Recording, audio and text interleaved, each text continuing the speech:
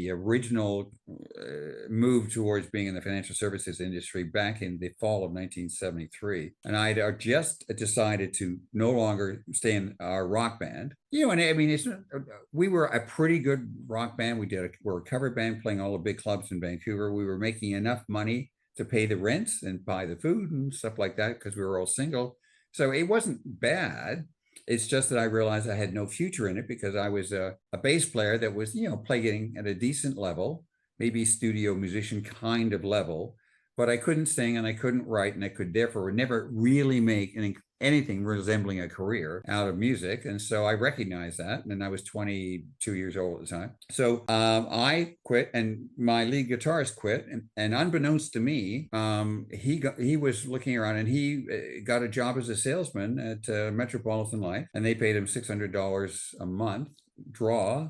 And then he would get commissions after 6 months, kind of thing. So we stayed in touch with each other. He didn't really talk about this new role, but I then had to make some money. So I took up every part-time job I could. I washed every window in the Holiday Inn on Broadway. I did dishes at the Keg and Cleaver for 3 or 4 weeks. I drove a postal truck during the Christmas season. There was nothing I didn't try or do, basically help pay the bills. And finally, towards maybe Christmas time in 73, Jack Brown, this is my friend Jack Brown, who's also been in the insurance industry and has been a member of CALU as well. Jack came up to me and said, John, this is a pretty good gig I've got here.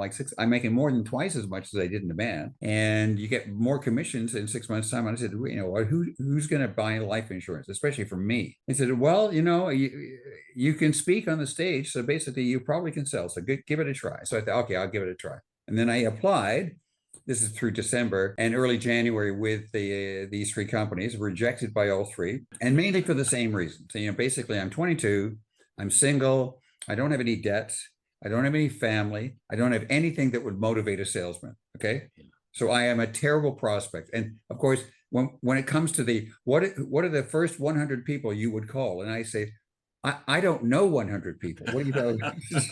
So all of these things are occurring. So I'm just a loser as far as they're concerned. And I go to Vocational Counseling Institute because now I'm frustrated because I'm thinking, okay, well, I should have got on at least with one of them, and did some testing. It cost $50 to do the testing, which was pretty well my last $50. And that was a lot of money back then. And they came back after 7 or 8 hours of testing and went through it with me and said, amongst the other things you could do, you could be, he said, hey, you could be a mathematician, you could go back to school and get a master's, there's a bunch of things that they thought about. And then they said, but it turns out that, you would be good in sales. And said, specifically, you would be better than 75% of existing insurance salesmen right now. And I thought, okay, thank you. That's all I need. So I go back to Metropolitan Life because that's where Jack worked. I talked to the manager there. And I have part of the story is that the manager at Metropolitan Life in Brentwood has got 32 salesmen. This kid is 19 years old. I'm 22. And the manager of the branch is 19. Okay. And he just says to me, he says, John, okay, you can start on Monday. I said, so my test was more comprehensive and better than yours, right? I mean, you admit basically that maybe there's a problem with the way your testing works. And he said, John, you don't understand. You're getting the job because you're willing to spend your last $50 to actually get the job. That's the only reason you're getting the job. I don't care what the test says. And he said, but the other thing you got to remember is this. There's only 2 things. When you start on Monday, I don't want you to talk to any of the other 32 salesmen here, period. These guys show up at 10, go for coffee, come back for an hour, don't read the paper. Then they go for lunch. And he said, they're the laziest people in the world. And you just do exactly what I tell you to do. You're going to be seeing 3 people a day. You're going to be sitting over kitchen tables. You're going to be selling orphan policy holders, and you're going to do it 4 nights a week. Okay. And you're going to sell an insurance policy every week that you're here. There'll be no blanks or anything like that. And if you do what I say, you will be the top insurance salesman in this office in 6 months. And I said, well, okay, fine. I didn't. What do I know? So I might as well do that. So I did that. And mainly my area was Richmond. In the early days, Ron and I went out together. After about 3 weeks, it was just myself on my own. I did all the normal sales things. I got the mortgage leads from Tila and all of the other things that you did back in the 70s. And sure enough, I wrote insurance policy every week, sometimes 2 or 3. And I remember on my 29th week, so that would have been my 7th month. I'd gone 29 weeks straight without missing an insurance policy. It's Thursday night. I've already had my interviews. I still haven't sold a policy, and you got to check in on Friday morning. So I phoned at the time, now my wife, at the time, my girlfriend. I phoned Claire and I said, I have to see you. So I go over to her apartment with her friends there. And I said, okay, I've determined that you need insurance. So I sold her a $10,000 endowment policy. Yeah. And she agreed to it. She said, yeah, it's fine as long as you're paying for it, John. I don't mind. It does, whatever. And so I took it in, and that was my answer. I didn't miss that 29th week. And by the time I got there, I'd gone from $600, $650 a month at the time when I started, and I was making $600 a week in commissions by that time, and which back in 1974 was, a lot of money.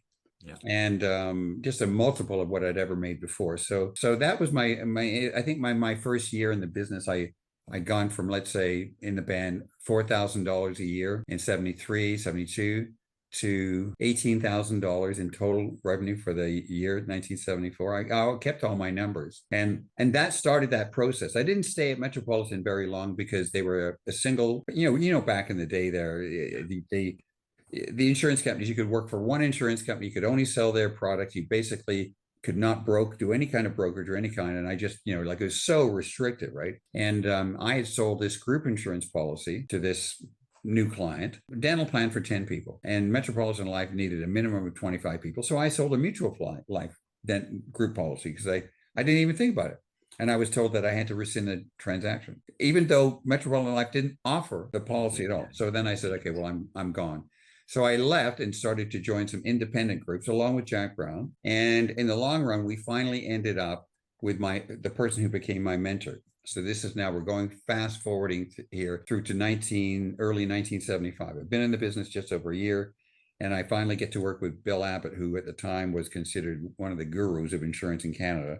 And he'd been on a national magazine cover. And so the idea of just getting a meeting with him was extraordinary. And I think one of the big motivations for Bill, besides him being so successful, what he was able to do, he has incredible charisma, and he was incredibly successful. And of course, he had all the toys. He had a beautiful family. He had a beautiful home in Shaughnessy. He had a really nice boat. He had a private plane. He had a blue Cadillac, and he's only in his early 40s, right? So I'm looking at this guy, and I'm thinking to myself, well, whatever you have, Bill, is what I want.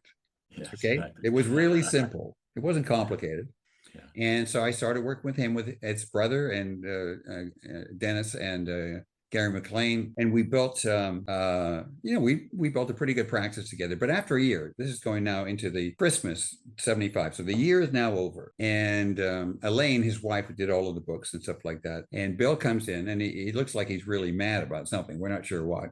He looks at the three of us, and he says, I just got the numbers from Elaine, and basically you guys aren't pulling your weight. Basically, I'm doing all of the serious production around here, and you guys are just basically taking up space.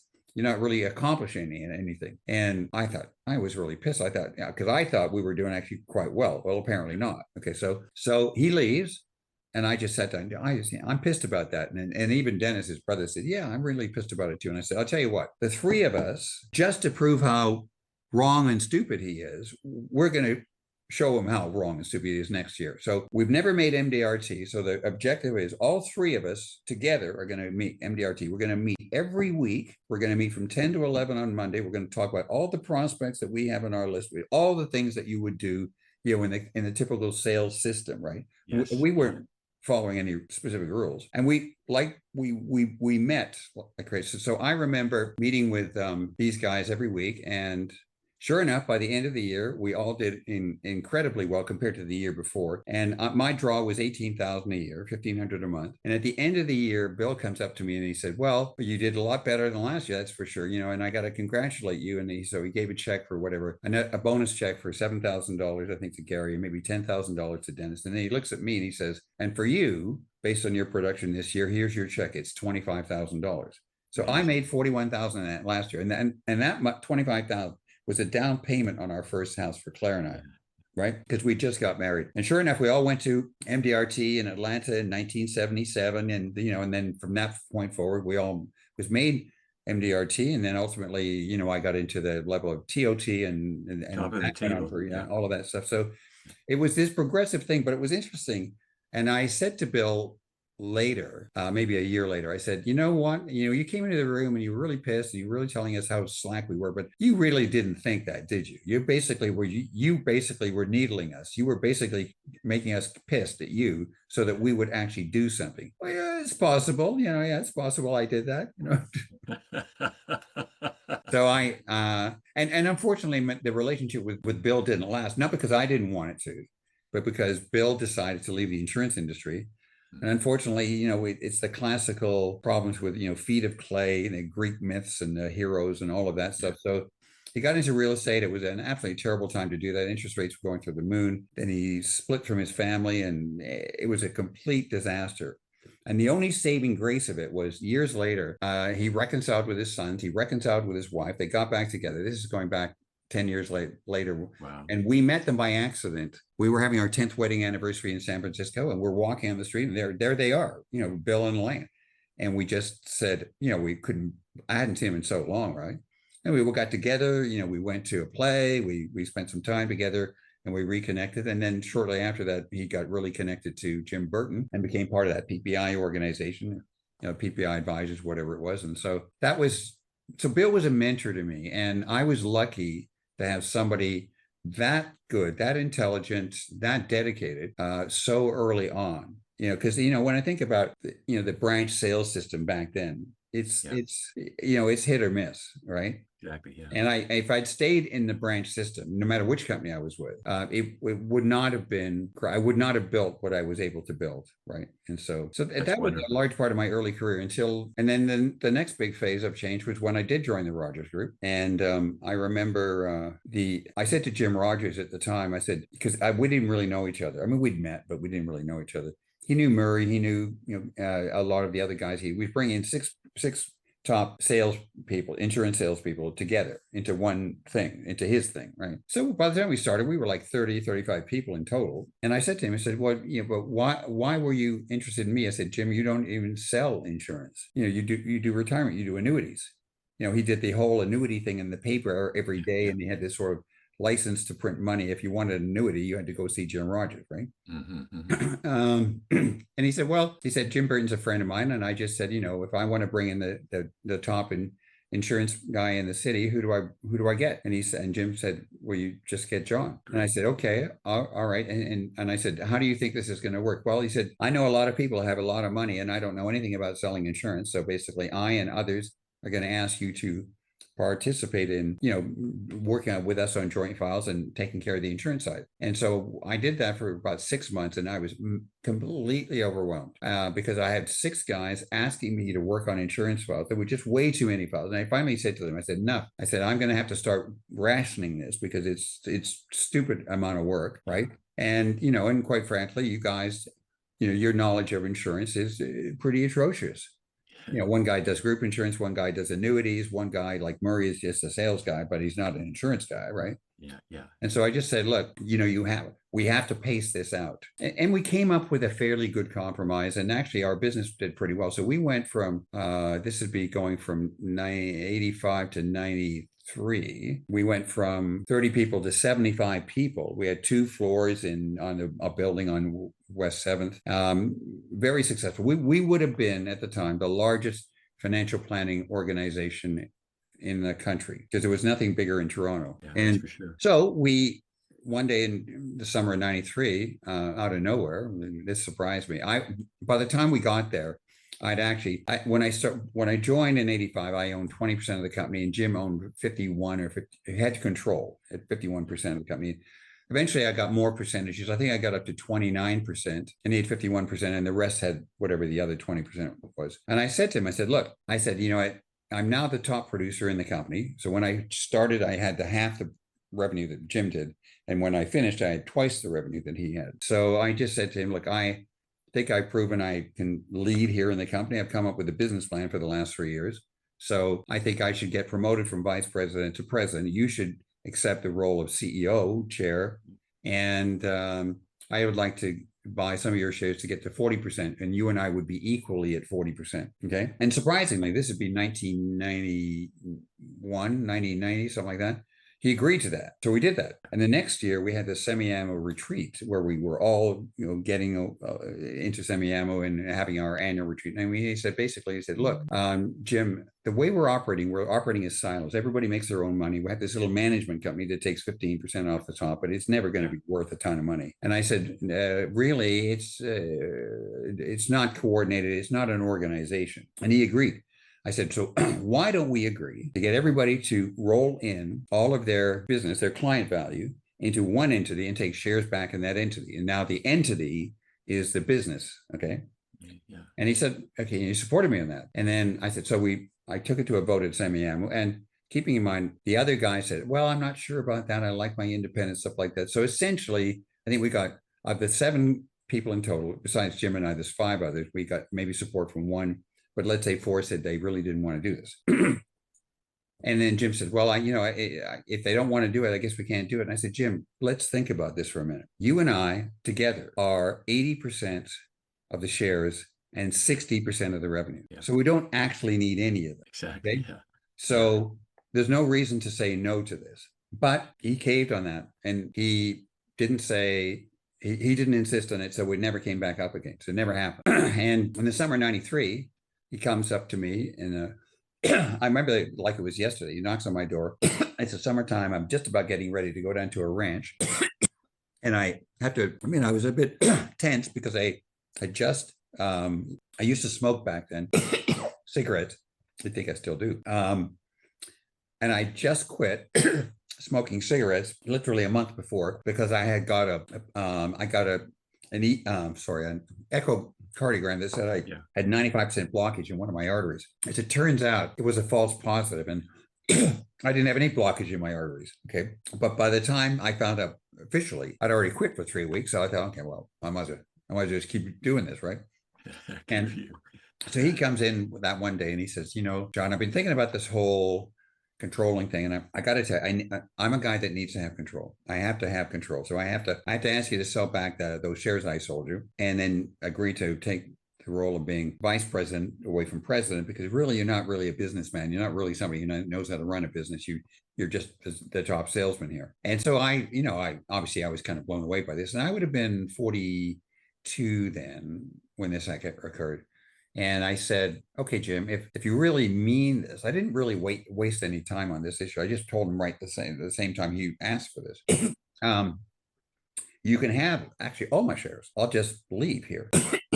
We'll figure out what the valuations are and the timing and whether their lease payments have to be made. But as soon as practically possible, I'll just start up my own business. And I didn't exactly know how I was going to do that, but I was quite determined I wasn't going to accept those terms. And he kept trying to convince me just to accept them. So he wasn't going to compromise. And I said no. So by the end of 93, just now 6 months later, in the beginning of 94, we officially start the company in January of 94. But we're still renting space within the Rogers Group physically because the lease isn't up for another year and a half. But by this summer of 95, we move into Creekside. This is our first home on our own. And, that's the beginning of Nicola Wealth Management 31 years ago, starting with 7 people and just me and one other female advisor. And interestingly, I think I might have mentioned this in a prior discussion I've had with, some of your advisors, where I said, I promise not to be the Rogers Group. So basically people had to come in and have their shares, their business owned by the group. But when I brought in 2 or 3 external advisors, I didn't actually do that. I basically ran it like a small version of the Rogers Group. I think our revenue the first year was 1.8 million. So, it wasn't bad. We actually had a bottom line of almost $200,000 after paying, appropriate compensation commissions and stuff. So it wasn't terrible. And by 2000, we'd grown from, let's say, 1.8 million to 3.2 million. So it wasn't terrible growth. It was like 6 or 7% a year. But we were essentially running another siloed kind of package shop. And we were now at 25 people, I think. And we'd taken over a bunch of extra space to make the room for it and stuff like that. And I said, this is insane. We have to go back to this original model. So we did 2 things at one time. The first is we said, if we want to be in the wealth management business, we have to get out of the commission business, at least for investment funds. So we did. And that was hard because we were getting DSCs back then, back-end commissions. Yes, absolutely. Yeah. And so that was a lot of revenue. And we went to fee-only basis, and we were using, at the time we would, if we couldn't find F-class shares, we would use the no load A-class shares and then rebate the trailers, right? So we did that, and this was, I'm thinking 3.2 million in 2000. So I'm thinking about, I'm thinking, okay, 900,000 of that is deferred sales commission on, and we're going to lose that immediately. So I figured the minimum is going to be 1.5 to 2 years to get the front end fee business up, and maybe even 3 years. But by the end of 2001, early 2002, we were back to the same revenue level. Amazing, and that we never looked back after that. And I basically let 2 or 3 of these advisors go. We shrunk our space. We